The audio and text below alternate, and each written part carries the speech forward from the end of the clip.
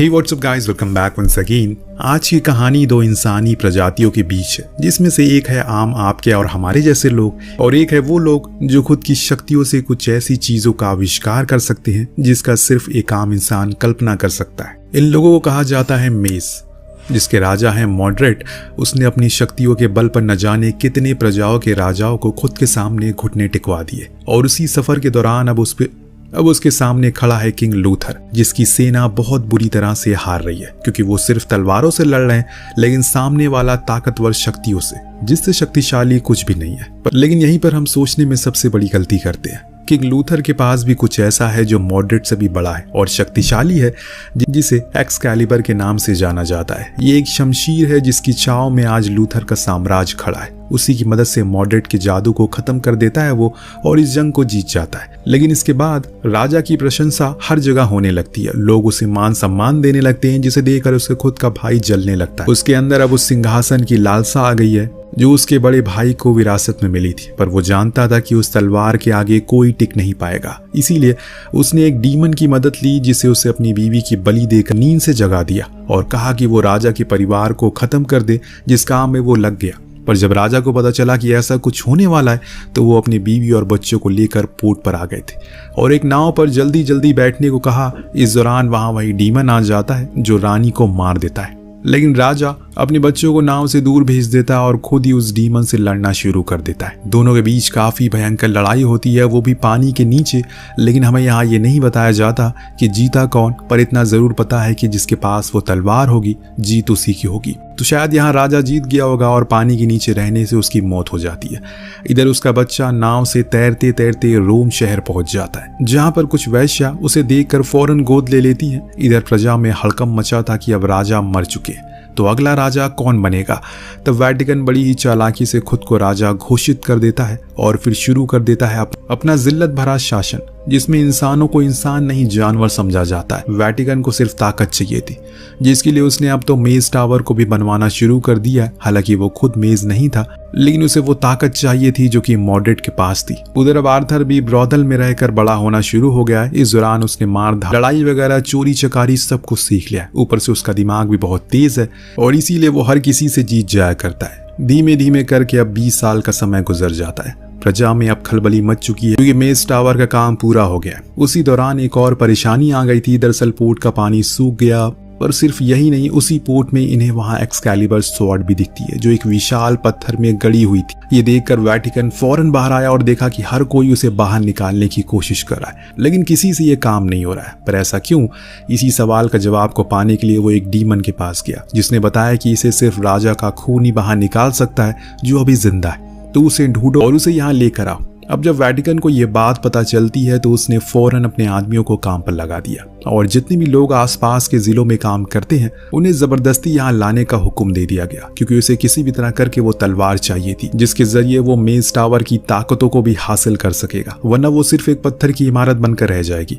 शहर में खलबली मच चुकी है, हर किसी को बोट पर लादा जा रहा है, जिसमें आर्थर भी था। हालांकि उसे कुछ पता नहीं है अपने अतीत के बारे में, लेकिन उन लोगों ने वो भी शामिल हो गया। एक एक करके सभी को आगे लाया जा रहा है। हालांकि वहां खड़े किसी को इस काम में कोई दिलचस्पी नहीं है। पर जब आर्थर ने उस तलवार पर अपने हाथों को लगाया तो उसे एक अजीब सा झटका महसूस हुआ और वो अतीत के पन्नों में अपने आप को उसी आंखों के सामने पलटने लगता है जो कभी उसके बाप के शागिर्द हुआ करते थे। आज उसी को हुक्म दे रहे हैं। हालांकि पहली बारी तो आर्थर ने हाथ हटा लिया, लेकिन जब दूसरी बारी उसने उसे धीरे करके ऊपर खींचा तो उस जगह पर मानो एक जलजला आ गया। महल में बैठा वेटिकन को भी एहसास हो गया कि वो मिल गया जिसकी उसे तलाश थी। एक ही झटके में आर्थर ने उस तलवार को बाहर निकाल लिया, लेकिन उसकी शक्ति को वो झेल ना सका और वहीं बेहोश हो गया। हर जगह ढिंडोरा पिट गया कि किंग लूथर का वंश वापस लौट आया। उसने उस तलवार को भी निकाल लिया है और इसीलिए लोग अब राजा के खिलाफ बगावत छेड़ देते हैं, जो चीज वेटिकन को पसंद नहीं आती। दूसरी ओर किंग लूथर के पुराने जनरल कमांडर बेडमेयर एक जादूगरनी मेज से मुलाकात करता है। उसे आर्थर की सारी बातें बताता और कहता है अब उन्हें उसकी मदद करनी होगी, तभी वो पुराना राज वापस आ पाएगा। इधर जेल में जब आर्थर की आंख खुली तो उसके सामने वेटिकन बैठा था, जो उसे खुलासा करता है कि वो इस राज्य के पुराने राजा का बेटा है।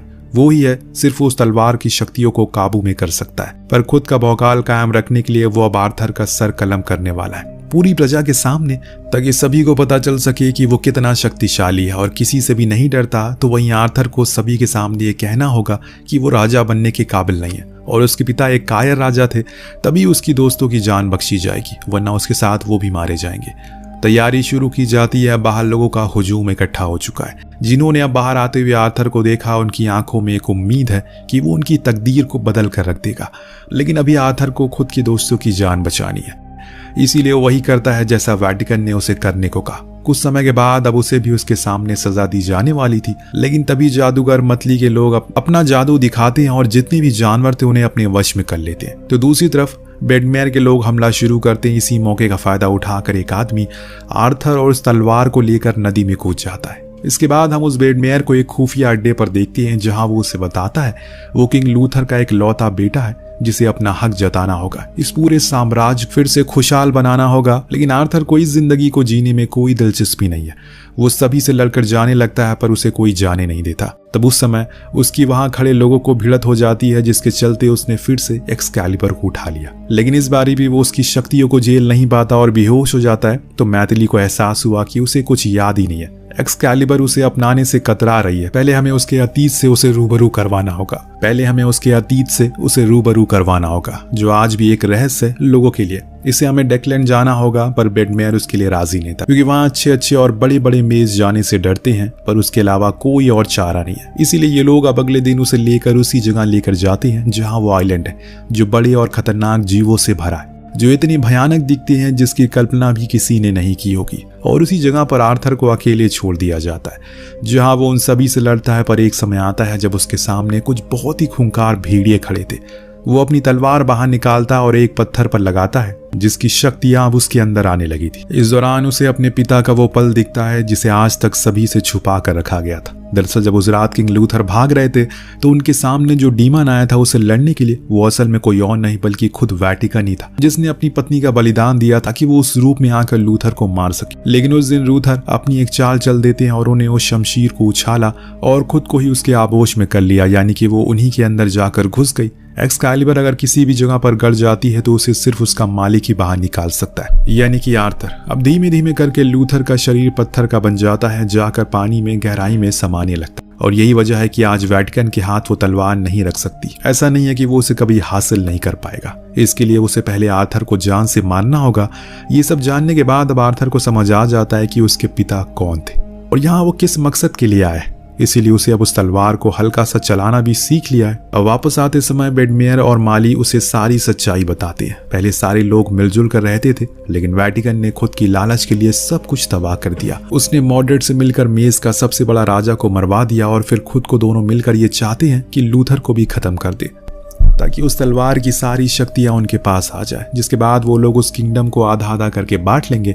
लेकिन ऐसा मुमकिन नहीं हो सका, क्योंकि लूथर ने मॉड्रेड को ही खत्म कर दिया और खुद को ही तलवार लेकर पानी में समा गया। जितना लंबा वो मेज टावर होगा, उसकी उतनी ही ज्यादा शक्तियां होंगी। इसीलिए एक्सकैलिबर पानी से बाहर आई, क्योंकि अब खतरा करीब है। यहाँ माली ये भी बताती है कि उसके कई सारे साथियों को वेटिकन ने मरवा दिया, ताकि हम लोग किसी भी तरह करके तुम्हारी मदद ना कर पाए। पर तुम बेफिक्र रहो, हम पहले जैसे सब कुछ दोबारा कर देंगे, बस तुम तैयार हो जाओ। उनकी ये बातें सुनने के बाद, सब कुछ जानने के बाद आर्थर मान जाता है और कहता है कि ठीक है, मैं तैयार हूँ, चलो शुरू करते हैं। तो अब बेडमेयर आर्थर की मुलाकात 6 ब्रॉन्ज नाम के परिवार से करवाता है, जो कि इंग्लैंड का सबसे रईस घराना था। उनके पास बेशुमार दौलत के साथ आर्मी भी थी। उनके सामने आर्थर काफी अच्छे से ये साबित कर देता है कि वो ही आने वाला राजा है और उस चीज के लिए वो तैयार है, जो देखकर वो पूरा परिवार उसकी मदद करने के लिए मान जाता है, क्योंकि उसमें उनका ही फायदा था। यहाँ वेटिकन के लिए सबसे बड़ा काम था किसी भी तरह करके उस मेज टावर को जल्द से जल्द खड़ा करना और उसकी शक्तियों को हासिल करना। इसीलिए जब उन्हें पता चला कि वेटिकन अब रोम आ रहा है, तो वो सभी तैयार हो जाते हैं, क्योंकि यही सही मौका है उसे मारने का।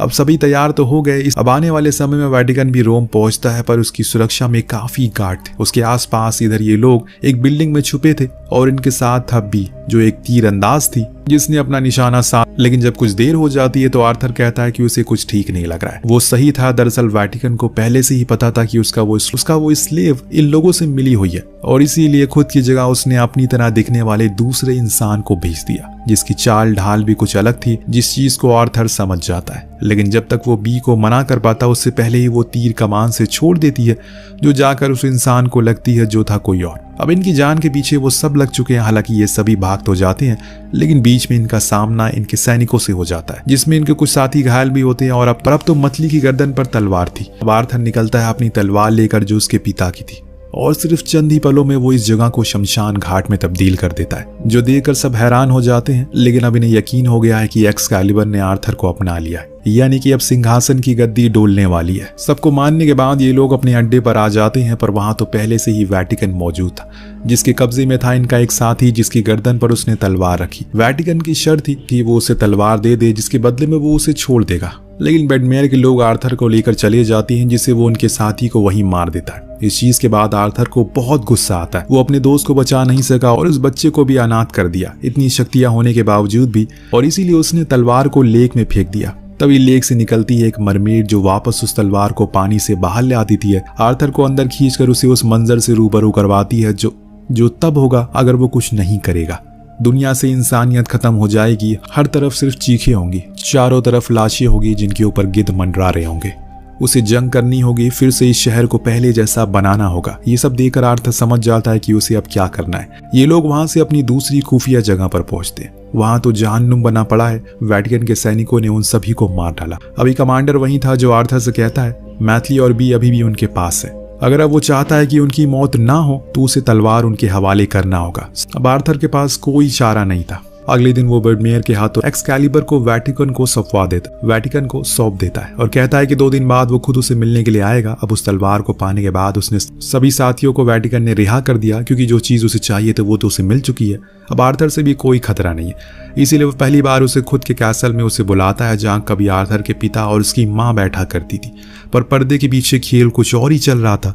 जब वेटिकन ने मैथली को छोड़ा तो उसने सभी पंछियों को और डार्कलैंड के कुछ विशाल सांपों को अपने वश में कर लिया। उनसे कहा कि वो कैसल में जाकर वेटिकन पर हमला कर दे, जो चीज वो करते भी है।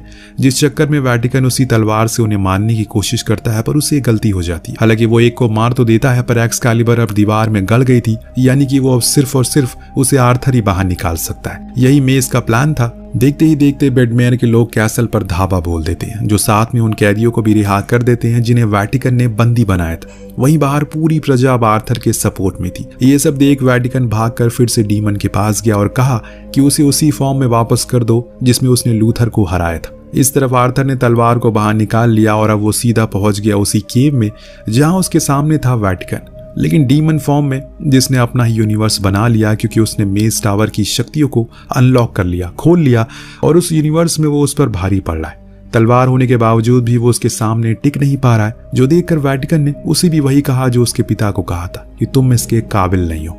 तब आर्थर को अपने पिता की वही पल दिखता है जो उनका आखिरी पल था, जिस चीज को देखकर वो समझ गया कि अभी तक वो सिर्फ बदले के लिए लड़ रहा था, लेकिन अब उसे अपने लोगों के लिए लड़ना होगा, इस साम्राज्य के लिए लड़ना होगा, इस दुनिया के लिए लड़ना होगा। फिर क्या था, देखते ही देखते ऐसा लगने लगा कि वो स्वॉर्ड अब उसकी गुलाम बन चुकी है और वो उसकी अपार शक्तियों का प्रयोग करता है, जिसे वो पूरी तरह से स्पार्क भी करना शुरू कर देती है। और फिर अंत में वो एक स्ट्राइक करता है जिसे वापस से अपनी इंसानी फॉर्म में लौट आता है और मारा जाता है। इसके बाद वो पूरा मेज टावर गिरकर ध्वस्त हो जाता है। अब बेडमेयर ने सारे रीति रिवाजों के साथ आर्थर को इस साम्राज्य का नया राजा घोषित कर दिया, जिससे सभी बहुत खुश थे। और इसी के साथ इस कहानी का यहीं पर अंत होता है। आपको कहानी कैसी लगी हमें कमेंट करके जरूर बताएगा। मिलते हैं अगले वीडियो में। Thank you so much watching. Peace out.